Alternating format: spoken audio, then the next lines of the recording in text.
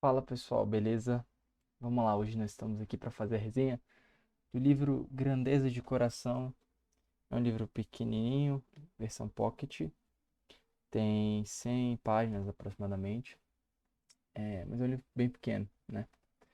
Eu li esse livro num fim de semana só, tô há bastante tempo sem fazer vídeo, né? Inclusive, comentando sobre esse último mês aí, nós temos uma missão um pouco difícil, que é eu tenho 7 livros para ler antes de fechar o ano. Em muitos deles já tô passado da metade, mas assim, eu não sei se eu vou conseguir ler os 25 livros.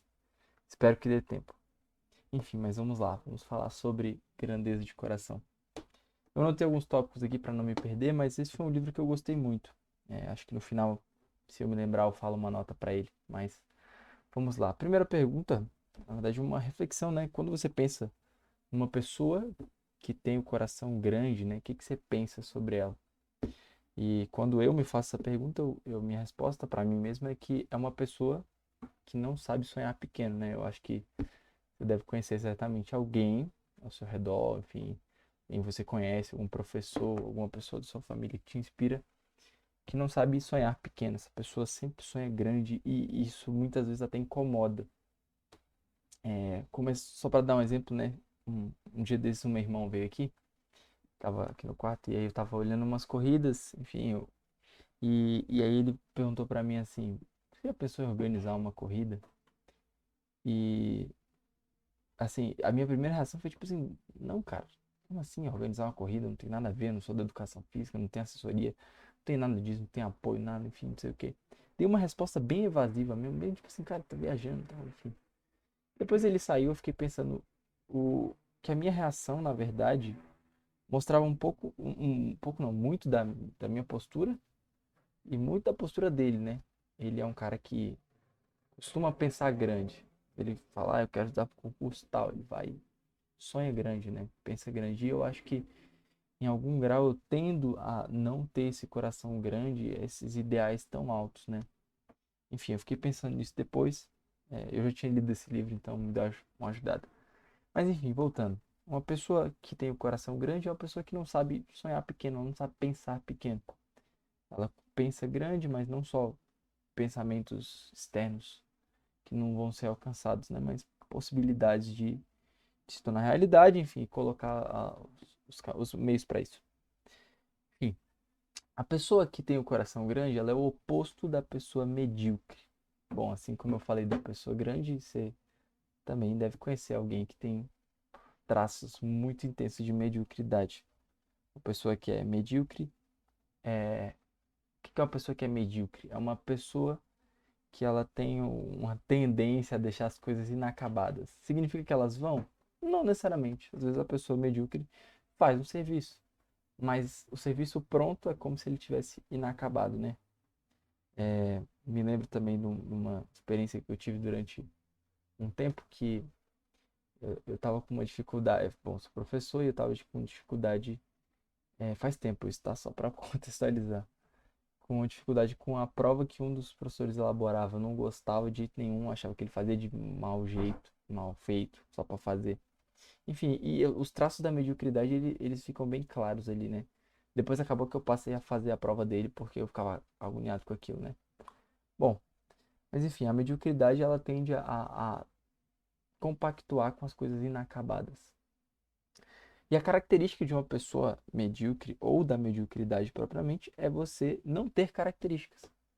O medíocre, ele é o meio termo do bom e do ruim. O medíocre é aquele que não faz as coisas, tipo assim, não deixa de fazer, mas também não faz bem feito. Então, qual a característica dele? Não é só não fazer ou só fazer bem feito. Ele tá no meio, né? E aí, então, é o famoso, o cara que não é nem pervertido, mas também não tem um pensamento santo, um pensamento puro. Ele é bonzinho, né? E aí acaba que isso remete às palavras lá do livro do Apocalipse, que é nem frio, nem quente, morno. O que que é o morno? Engraçado isso, né? Pensar nisso. O que que é o morno? O morno, literalmente não é frio e nem é quente. E eu acho que todos nós não queremos ser lembrados por alguma característica que não é nenhum nem outro. Por exemplo, O Gabriel Barreto, vamos lá, vamos falar dele. Ah, ele não é o professor mais bem sucedido, mais, sim, que conseguia ter o controle dela, mas ele também não é o pior professor. Claro que você ser lembrado como pior professor é pior ainda, né? Mas eu acho que nós tendemos a. Muitas vezes nós tendemos a ficar nesse meio, sem perceber, né? Mas a gente tem que buscar uma excelência em tudo aquilo que a gente faz, né? Não só nesse âmbito da profissão, como eu falei, mas no âmbito também de comportamento na família, né? Como você quer ser lembrado como filho? Você quer ser aquele filho que não ajuda nada em casa ou o filho que sempre foi muito solícito, sempre disposto, caridoso, disponível sempre, né? Então, isso é um convite. Enfim, então, a gente tem que tender, buscar os ideais mais altos. E é sobre isso que esse livro vem falar, né? Sobre a gente, primeiramente, olhar para a mediocridade e não se conformar com ela, né? Uma vez eu tive também uma conversa com os amigos meus que a gente assim, entrou em desacordo porque muitos deles diziam que eram medíocres e estava tudo bem ser medíocre, levar uma vida medíocre, né? Em nível de profissão, de carreira, de salário, enfim. É, E engraçado que eu não tinha lido esse livro e eu acho que eu tava tá no lado dos medíocres, assim, tipo, tá tudo bem ser medíocre. Mas depois eu fui pensando melhor e eu acho que eu consegui perceber que a mediocridade, essa tendência de você não ter característica me pegou um pouco, assim. Eu acho que eu não quero ser lembrado por não ter característica, né? Eu acho que, enfim, quero ser lembrado por características magnânimas, né? Que aí essa palavra entrando agora é importante, que é a magnanimidade é a virtude própria daqueles que têm o coração grande, é o oposto da mediocridade. Pessoa que sonha grande e também busca alcançar essas coisas grandes, né? Enfim, tem uma frase que diz que a virtude está no meio, né? E aí algumas pessoas podem ser medíocres justificando isso. Ah, a virtude está no meio, eu não faço demais, eu também não faço de menos. Mas isso só vale para as virtudes morais, não ao amor. Não tem essa de meio para o amor. Vamos lá. Vamos pegar um exemplo aqui, né, de mediocridade. É... Pô, só pensa em exemplo de trabalho. Deixa eu pensar uma pessoa. Vamos pensar uma pessoa medíocre a nível de ajuda ao outro. Olha só. Não, vamos voltar pro trabalho mesmo. Vamos supor vamos pegar uma pessoa fictícia aí que ela é medíocre no trabalho dela. O que significa ela ser medíocre no trabalho dela? Significa que ela não coloca amor nas coisas. Bom, primeira coisa é isso. Olha só, aí dizendo sobre o trabalho meu, né, como professor. Vamos lá, eu tenho que elaborar uma lista de exercícios. Qual é o primeiro passo para eu fazer uma lista medíocre? É eu simplesmente fazer aquilo por obrigação. A obrigação, ela é como se fosse uma lei e a lei mata o amor. Então, eu tenho que tirar um pouco esse olhar de eu preciso fazer isso por obrigação, porque, enfim, e colocar um olhar zeloso. Caramba, por que eu estou fazendo essa lista de exercícios? Porque eu acho que esses exercícios vão ajudar os meus alunos a entender melhor esse conceito, ou ajudar melhor eles conseguirem desenvolver, pegar uma prática, enfim, etc. Então, de novo, aí já começa uma outra coisa, né? Um traço do amor é você não ser egoísta, tirar o olhar de si próprio, né? Então, ó, eu deixei de pensar no meu esforço que eu vou ter para montar aquela lista, sei lá quantas horas da noite for, passar a olhar pro meu aluno e pensar como eu posso amá-lo, né? Mesmo que não seja com essas palavras, mas quando um professor entrega uma aula boa, ele entrega uma lista bem feita, ele tá amando aquele aluno, né? Então, é a me perdi porque eu tava falando disso. Enfim, tá. A pessoa que não é que é medíocre, ela não coloca amor nas coisas que ela tá fazendo. Pronto, é isso. Uma outra coisa que o livro ele aborda, eu achei bem legal isso, é que ele fala que se você for para errar, é melhor você errar pela imprudência do que pela mediocridade. Então, tipo assim, vamos supor que, deixa eu dar um exemplo, porque eu acabei de pensar também.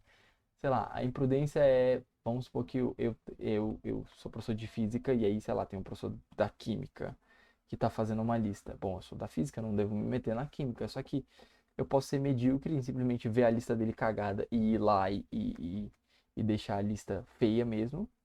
Bom, ou eu posso ir lá e mudar a lista dele. Bom, foram dois erros. Mas o erro da imprudência de ir lá e mudar para aquilo que eu, sei lá, julgo ser certo, né? Enfim, seria menos pior do que o erro da mediocridade de falar assim, ele que se vira, ele que se exploda, essa bomba não é minha, o professor que se lasque, os alunos que se lasquem, sei lá, fosse uma prova, anula essa questão mesmo, enfim. Pronto, isso é um bom exemplo. Eu vejo um erro na prova e eu tenho a oportunidade de comunicar ao professor, ou então mudar lá na hora, ou então só deixar passar e ter que anular a questão.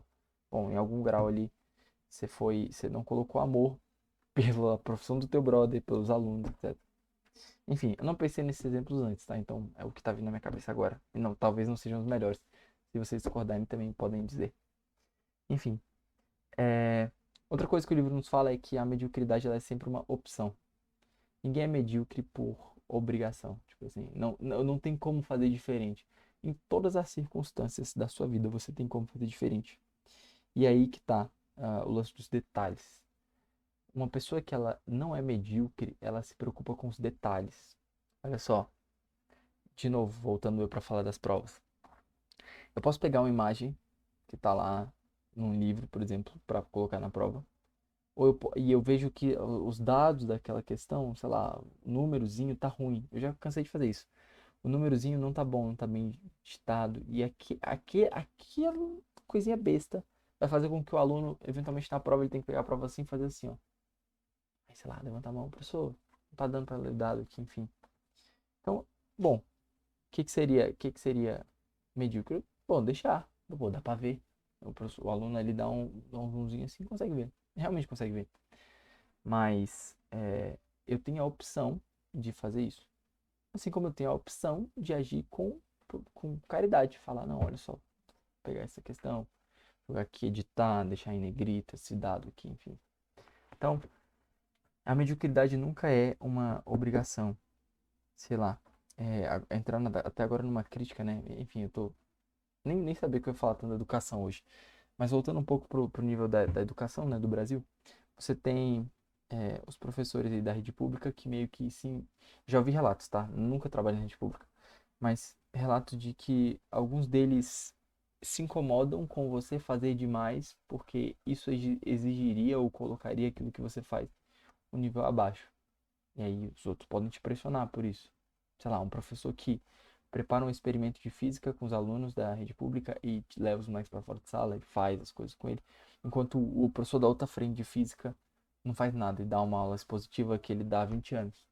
Ele pode ficar bravo com ele, falar, putz, olha o que você está fazendo, você está queimando meu trabalho, porque agora os alunos vão gostar mais de você, enfim, não vão gostar de mim, ou vão achar que é minha obrigação fazer isso. De novo a palavra obrigação, né? Você tem essa possibilidade? Só um minuto. Enfim, você tem essa possibilidade, é, ou você pode ir lá e agir e lidar com as consequências disso, mas você tá agindo com caridade, com amor, né? E bom, e quem quer fazer o melhor para os outros, muitas vezes aceita pagar as consequências de colocar amor nas coisas, né? Hum, bom, enfim. É, então vamos lá. Outro tópico, o livro ele conta uma historinha bem legal. Uma historinha de um cara que ele era dono de uma lugar que vende vinho, não lembro o nome. Vinícola. Isso. E aí chega um cara que vai experimentar o vinho, ele fala, olha, esse vinho aqui ele tá passado, ele tá ruim. E aí o cara lá, o dono, experimenta e fala, meu Deus, tá muito ruim. Como eu, dono da melhor vinícola da cidade, poderia deixar um vinho desse ruim, né? E aí ele pega um facão e rasga um tonel imenso com todo aquele vinho. E aí aquele vinho se derrama pela cidade, né? Como um rio vermelho, assim, começa a escorrer pelas ruas íngremes, enfim. E o pessoal fica tipo, meu Deus, o que tá acontecendo? Sem saber por que aquele vinho tinha caído, né? Bom, certamente aquele cara poderia simplesmente deixar aquele vinho lá, peço perdão pelo vinho, devolvo seu dinheiro, etc. E deixar o vinho lá e outra pessoa vir reclamar e pagar. Até porque tem a fama de ser o melhor vinho da cidade, mas é, aquele gesto foi um gesto de quem não se contentava com o inacabado, né? De novo, como a gente colocou, como aquele vinho que não tá nem bom nem ruim, tá no meio. Ele queria um vinho bom. Então ele fez esse gesto aí, né? Muito boa essa história. Uma outra história, uma outra frase que diz no livro é que o homem que ele é medíocre, ele vai perdendo respeito por si próprio, por aquilo que ele pode fazer. É, enfim, vamos voltar de novo pro trabalho. O cara que faz o trabalho mal feito, ele vai deixando de lado a capacidade dele próprio de fazer um bom trabalho. E aí, como consequência disso, o homem, quando perde o respeito por si próprio, cedo ou tarde perde o respeito pelos outros. O amor, ele exige sempre a totalidade. Não significa que nós vamos sempre dar a totalidade de nós naquilo que a gente faz. É por isso que a gente pede perdão a Deus. A gente não coloca amor e não deixa tudo aquilo que a gente pode fazer, né? É uma coisa curiosa para isso é, bom, Cristo, ele foi o homem por excelência, sem mediocridade, que deixou tudo que ele tinha, a totalidade, né? Em todos os gestos, em todos os atos, enfim. E no episódio da crucificação de Jesus, bom, nos últimos momentos ele levanta os olhos e fala, ok, tudo está consumado, tudo está finalizado, fiz o que eu pude. É literalmente isso. Não sei se a tradução não sei se é essa, mas fiz o que eu pude. Fiz o que estava ao meu alcance e o que também não estava. Enfim, fiz tudo o que eu podia fazer. Foi a minha totalidade. Isso aqui é o meu auge. E quantos de nós, bom, serve até como um exame de consciência hoje, né? Enfim, para mim, para eu dormir. Quantos de nós não deixamos a totalidade daquilo que nós temos em cada ação nossa? Ah, professor. Ai, meu Deus. Me perdi no personagem. Enfim, mas é errado não deixar a totalidade? Bom, você, se você não deixou a sua totalidade ali, em algum grau você deixou de amar. Então, se você deixou de amar, você poderia ter feito melhor. Se você poderia ter feito melhor, alguém deixou de ser beneficiado por aquilo que você poderia ter feito. Enfim, isso é uma falta de caridade com o outro. É difícil, exige, mas é isso. Enfim, voltando ao exemplo, quantos de nós chegamos ao final de um dia e olhamos assim e podemos fazer essa oração, né? Tudo está consumado. Tipo, terminou. Fiz o que eu podia fazer no dia de hoje. Bom, eu certamente hoje, nossa, passei muito longe de fazer aquilo. Muito, muito longe de fazer aquilo que eu poderia ter feito. A começar pelo Instagram, pelo meu tempo de Instagram, pelo meu tempo no computador, pela minha entrega enfim, nas tarefas da escola. Enfim, então, eu não posso dizer isso hoje. Bom, para ser sincero, eu não sei se eu poderia ter dito isso em todos os dias desse ano. Mas enfim, a gente busca essa totalidade. Para isso que a gente pede perdão. Tem uma história de Santa Teresa de Calcutá que ela tá cuidando lá dos doentes, enfim, e aí ela tá cuidando das feridas do rapaz ali. E aí chega uma moça jornalista que tá vendo aquela cena aí com muito nojo, enfim, e ela fala: caramba, eu não faria isso nem por todo o dinheiro do mundo. E aí Santa Teresa fala pra ela: nem eu. Então, o motivo pelo qual ela tava fazendo aquilo certamente era muito maior que o dinheiro. Pra ir encaminhando pro final desse vídeo longuíssimo, caramba, quase 20 minutos, mas enfim, fui falando abertamente. O livro ele traz uma imagem dos peixeiros e pescadores. Quem são esses? Peixeiro é o cara que fica vendendo peixe na feira. E pescador é o que pesca o peixe. É, o, o peixeiro é aquele que espera o peixe vir. E, e o pescador é aquele que pesca, né? O peixeiro ele tem cheiro de peixe. E o pescador ele nem sempre tem cheiro de peixe, ele tem cheiro de mar. Tem história para contar.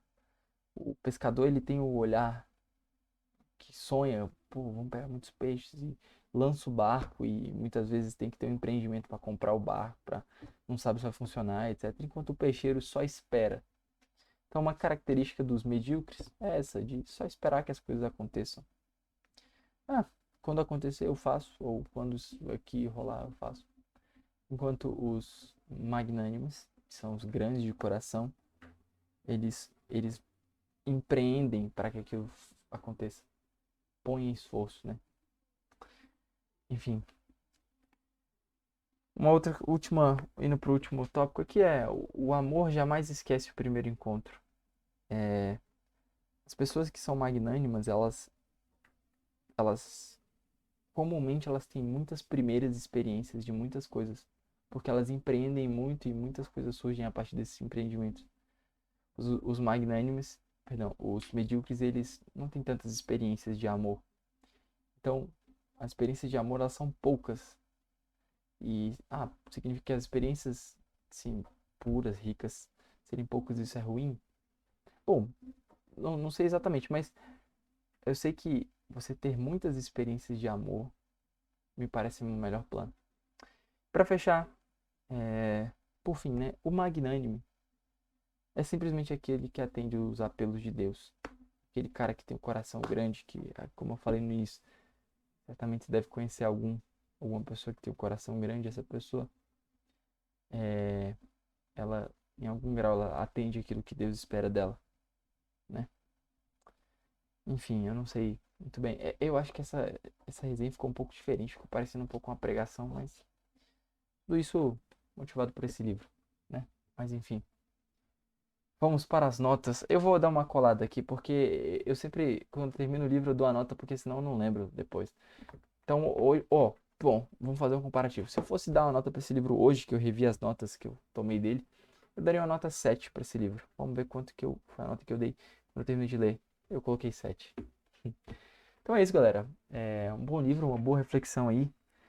Esse tipo de vídeo ficou completamente diferente, mas é isso. Espero que dê certo de fazer todos os 25 livros. Estão encaminhados. E vamos nessa. Talvez os últimos vídeos possam ficar um pouquinho menores para dar bom. Beleza? Valeu, abraço.